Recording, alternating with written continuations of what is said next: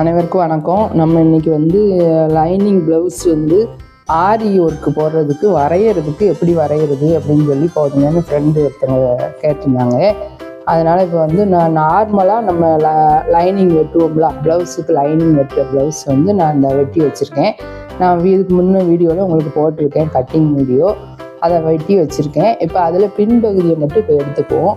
பின்பகுதியில் நம்ம ஏற்கனவே கழுத்தை வரைஞ்சிருக்கோம்ல, அது பக்கத்துலேயே நம்ம இன்னும் ஒரு 1/4 இன்ச்சு தள்ளி ஒரு லைன் போட்டுக்குவோம். போட்டு அதை ஃபுல்லாக நம்ம சாப்பிஸ் கோடு போட்டு வரைஞ்சிக்குவோம் 2 லைனாக.